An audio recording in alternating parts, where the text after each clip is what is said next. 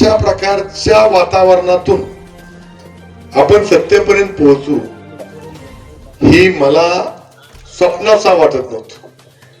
मी माझ्या बायकोशी, माझ्या भाच्यांशी, माझे माझे चौकशी करायची. माझ्या भाच्यांच्या घरात राजकारण आहे, ते आमदार, 2-3 पोरं माझं सक्कबाचा आमदार आहेत. त्यामुळे त्यांना जो आम्ही सांगितलं होतं की बाबा सध्या आमच्या तालुक्यातलं वातावरण हे, मामा तुझं कसं चाललंय म्हणून सातत्यानं मला आमचा संबंध असतो. मी म्हणलो होतो बाबा आता आमचं थोडं वातावरण दूषित झालेलं आहे या तालुक्यामध्ये, त्यामुळं आम्ही लढाई करणार आहोत. यश येण्याची शक्यता मी ठामपणे सांगू शकत नाही. अशा प्रकारचं वातावरण असताना सुद्धा या तालुक्यानं मी ज्याचा उल्लेख केला की या सगळ्यांचं, या म्हणजे भारतीय जनता पक्षाचं योगदान, या भारतीय जनता पक्षाचं कार्य योगदान आणि या तालुक्यातल्या भारतीय जनता पक्षाच्या कार्यकर्त्यांचं कष्ट, त्यांना आलेली मर्ग हे झटकून आणि मतदारांनी सांगितल्यावर विश्वास, त्याच्यावर आपण आता 16,000 मतांना प्लस आहोत. माझ्या माहितीप्रमाणे इतक्या लवकर एवढी रिव्हर्स मतं येणं इतकी सोपी गोष्ट नाहीये, परंतु ते या तालुक्यामध्ये या कार्यकर्त्यांनी करून दाखवलं. याच्या मागे हे सगळे श्रेय. आणि दुसऱ्या बाजूला जो विरोधक आहे, ह्या विरोधकांनी गेल्या 10-12 वर्षामध्ये आमच्या विरोधामध्ये शंख फुकून त्याचं आउटपुट काय मिळालं, त्यातून या तालुक्याला, या भागाला मिळालं काय, याचं मंथन कदाचित आमच्या मतदारांनी केलं असेल. आपण बघितलं असेल की हीच सगळी मंडळी एका साखर कारखान्याच्या निवडणुकीला, हीच सगळी मंडळी व्यासपीठावर असायची. तो कारखाना 16 कोटी रुपये, तुम्ही आता कारखाना चालवत आहे वकील साहेब, 16 कोटी रुपये जिल्ह्यात सगळ्यात भाव देऊन आमचं डीपी शिल्लक असायची. त्या कारखान्याची आज काय अवस्था झाली. हीच सगळी स्टेजवर मंडळ असायची, जे काल तुमच्या स्टेजवर होती, जे विधानसभेच्या वेळा तुमच्या स्टेजवर होती, हीच मंडळी. ही मंडळी द्वेषानं प्रेरित झालेली मंडळी. ह्या मंडळींना राजकारण, मी मागे त्याचा पहिल्यांदा उल्लेख केला की विचाराची लढाई विचारानं करायची असते, प्रतिद्वेषी माणसं. आमच्या सचिनबाईला एक बाईट आहे त्यांची की सचिनबाईचा कारखाना सगळ्यात चांगला म्हणून, दुसरी बैठक का टाळतो. अरे काय महिना 2 मध्ये जाऊ द्यायचं असते. आम्ही निवेदन दिले, आपण टाकलाच नाही. आता कलेक्टरकडे निवेदन देणार आहे. सांगण्याचा अर्थ असा की ही माणसं समाजाच्या भल्यासाठी म्हणून काम करत नाहीत, तर स्वतःच्या भल्यासाठी वाटेल तशा प्रकारचं राजकारण करणारी ही माणसं या तालुक्याला ओळखली म्हणून 16,000 मतं ही रिव्हर्स म्हणजे प्लस या तालुक्यात आली. अशा प्रकारचं चांगलं वातावरण या तालुक्यात झालंय. एक चांगल्या प्रकारची आपण उमेदवार देत असताना शशिकांत नानांनी, यशवंत तात्यांनी आणि जया भाऊनी उमेदवार देत असताना हे इलेक्टिव्ह उमेदवार दिले, कर्तृत्व उमेदवार दिले, लबाड बोलणारे उमेदवार दिले नाही. आमचे व्यासपीठावरचे जिल्हा परिषद सदस्य बोलणार नाहीत, जे बोलते ते काम करत नसते, जे काम करते ते बोलत नसते, ती आपल्या म्हणजे म्हणीप्रमाणेच आहे. त्यामुळे आमच्याकडे न बोलता चांगलं काम करणारे अशा प्रकारचे उमेदवार आमच्या अध्यक्षांनी, आमदार साहेबांनी तुमच्याकडे दिले. तुम्ही त्यांना निवडून दिलं. मला पूर्ण खात्री आहे की नव्या उमेदीचे आहेत, नव्या जिद्दीचे आहेत, हे नक्कीच या पदाचा, या भागाच्या सर्वांगीण विकासासाठी प्रयत्न करतील. त्याच्यामध्ये ते मात्र माझ्या मनामध्ये शंका नाही आहे.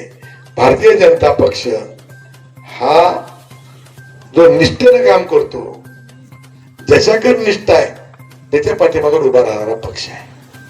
त्या पक्षानं बाप आमदार, पुन्हा मग पोरला आमदार करा, नाताला आमदार करा, ही धोरण ही भारतीय जनता पक्षाकडे नाही. तो काम करेल, ज्या आमदाराचं बाप पोरग काम करेल चांगलं प्रामाणिकपणे, पक्षाचं, संघटनेचं, समाजाचं त्याला तिकीट दिलं जाईल. पण तो बापानं काम करायचं आणि पोरानं उड्या मारत फिरायचं आणि पुन्हा वाढत म्हणून तिकीट द्यायचं, ते मला वाटतं भारतीय जनता पक्षाकडे नाना तुमच्याकडे काय तिकीट मिळत नाही. अशा प्रकारचा हा पक्ष आणि चांगलं काम करणारा, पारदर्शक काम करणारा पक्ष म्हणून तर त्याला जातीवाद म्हणलं जाते. दुसऱ्या बाबतीत हे काय ते मशीन चोर म्हणलं जातं, काय ते ईव्हीएम मशीन चोर म्हणलं जातं. परंतु मी जेव्हा या पक्षाच्या जवळ गेलो तेव्हा लक्षात आलं की ईव्हीएम चोर नाहीये, तर यंत्रणात अशी बांधली जाते की त्या माणसाचं परिवर्तनच होतं. आणि म्हणून करता हे दुसरी गोष्ट की ती जातीवादी नाहीये. अस्लम चौधरींना सभापती केले. बऱ्याच लोकांनी मला विचारलं की तुम्हाला का वर्ण कोणाचा विरोध केला का आला का म्हणून. मी म्हणलं भारतीय जनता पक्ष हे तुम्ही म्हणता किंवा मी मागे म्हणतो तो तसा नाहीये. जो काम कर, जो राष्ट्रभक्ती, पहिल्यांदा राष्ट्र, मग काय जात धर्म काय, आणि मग आपलं काय पक्ष भिक्ष असं, बरोबर आहे का? चुकत असलं सांगा तुम्ही जुने हीच मानणार आहे. आणि म्हणून करता अस्लम भाई चौधरी तुमच्या वाचड सांगतो, आम्ही जेव्हा भारतीय जनता पक्षात जायचं म्हणत होतो तेव्हा पहिला मुसलमान होता की भारतीय जनता पक्षात जावा म्हणणारा आणि जाऊ म्हणणार, बरोबर आहे का दीपकराव? अशा प्रकारे आणि त्याला सुद्धा भारतीय जनता पक्षानं या तालुक्याचा एक मुस्लिम समाजाचा, म्हणजे मुस्लिमांच्या आवर्जून मुस्लिमांना सांगणार आहे की तुमची दिशाभूल केली जाते. मुस्लिम द्वेषी नाही पक्ष, जो मुस्लिम राष्ट्रद्वेषी त्याचा द्वेष करणारा पक्ष म्हणून तरी मान्य करेल. परंतु राष्ट्रभक्ती करतो, ज्या देशात राहायचं त्या देशावर प्रेम आहे, त्या देशाचा नागरिक आहे. आणि अशा प्रकारचा या पक्षात आपण या ठिकाणी गेल्यामुळं एक चांगल्या प्रकारचं माहोल, या चांगल्या प्रकारचं वातावरण या तालुक्यामध्ये आता निर्माण झालेलं आहे. पंचायत समिती अतिशय चांगली आहे. जिल्हा परिषदचे पदाधिकारी, जिल्हा परिषद सदस्य आपले अतिशय चांगले आहेत. मला वाटतं आता तुम्हाला पैसे सुद्धा मोठ्या प्रमाणामध्ये यायला लागलेले आहेत. तेव्हा सचिन भाई कारखान्याजवळ त्यांना बघू द्या, वकील साहेबांना, तुम्ही जरा जिल्हा परिषद मध्ये जात चला. निधी आता माझ्या माहितीप्रमाणे 15 वित्त आयोगाचे काहीतरी पैसे सभापती तुमच्याकडे येत आहेत, तुमच्याकडे पण येत आहेत. आता येताना मी बघितलं रस्ते, मला वाटतं तात्याच्या नंतर एक पण रस्ता मंजूर झाला नाही. तुम्ही जर बघितलं तर बजेटमध्ये 20 कोटी रुपये आपल्याला आलेत. ते बजेटमध्ये 20 कोटी आलेत, म्हणजे साधारण सगळ्या तालुक्याला बजेटमध्ये दिले जातात पैसे तसे आलेत.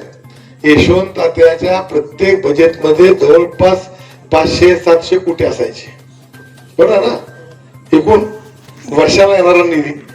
आता मात्र आपल्या तालुक्यामध्ये फक्त 20 कोटी आलेत, ते बी 2-3 रस्त्याला 2-2 किलोमीटरला. आणि ही कुणाचं नुकसान झालं? आपलं नुकसान झालं. आपण आपल्या पायावर दगड बांधून घेतला.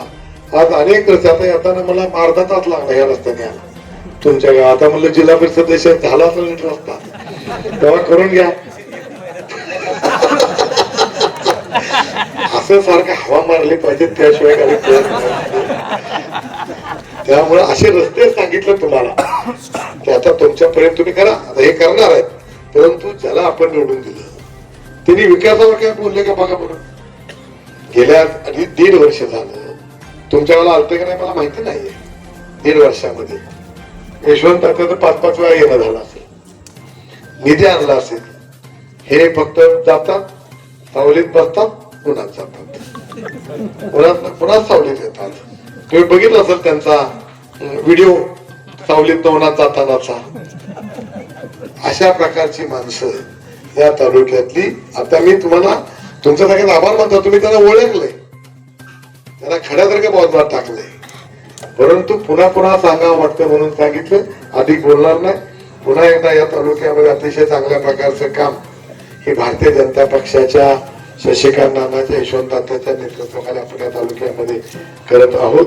पुढच्या काळात ही तुम्ही नाना जरा पालकमंत्र्यांना सांगा की आमदार आमचा कर्तृत्वान असल्यामुळं आमच्या या लोकांना थोडा निधी जादा द्या.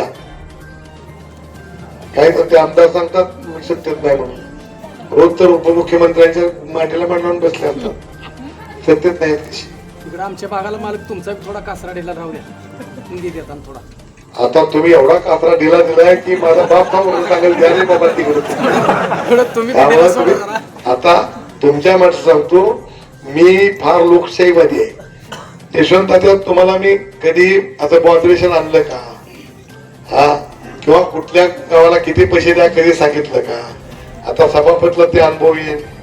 आमचं नाव कानपड्या लोकांनी पाडलं. आम्ही एकदा सत्ता त्यांच्या हातात दिली की ते कुठं चुकत असतील तर ती मला सांगायची तुमची जबाबदारी. किंवा कुठे काय, आता बघा आमच्या त्या गावड्याच्या पोराचा रस्ता ह्याचा चुलता मला मागत होता रस्ता.